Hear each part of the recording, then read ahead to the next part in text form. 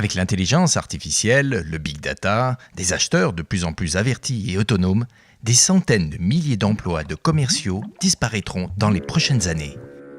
Seuls survivront certains profils de commerciaux. Qui seront ces survivants et qu'ont-ils de si différents? Remontons un peu le temps. Il y a quelques décennies, le commercial qu'on disait efficace agissait comme un médecin. Il diagnostiquait le problème du client et cherchait à identifier les conséquences, puis proposait ses solutions répondant aux besoins. C'est la technique du spin selling. À partir des années 2010, les acheteurs sont interconnectés et très bien informés. Ainsi, le diagnostic, ils le connaissent. Il faut apporter bien plus. On réinvente alors la relation commerciale. Dorénavant, on interagit avec ses prospects grâce aux réseaux sociaux professionnels sur leurs sujets d'actualité en apportant de nouvelles visions et au moment où ils l'attendent. On parle de social selling. Cette nouvelle donne a permis à une des plus grandes études sur la performance commerciale jamais réalisée de mettre en évidence 5 profils de commerciaux et d'évaluer leur score de vente.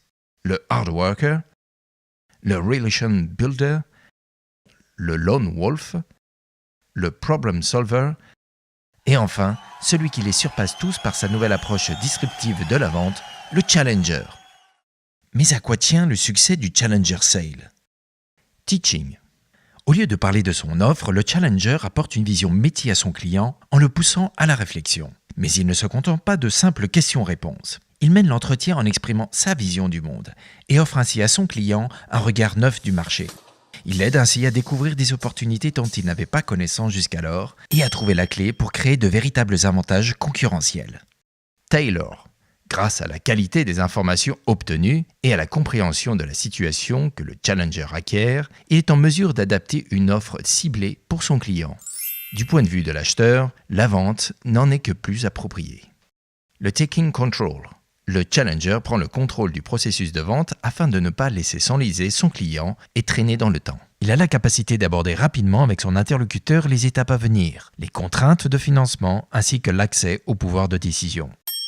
Il sait accompagner le client dans son buying process en posant les jalons. Chez Eurydice, nous enseignons le Challenger Sales, en complément des autres méthodes de vente de valeur. Nous pensons qu'il a une forte valeur ajoutée et qu'il est adapté au monde de demain. Une certaine éthique s'en dégage puisqu'il s'appuie sur la transparence, l'expertise, le travail collaboratif, le partage et l'insight.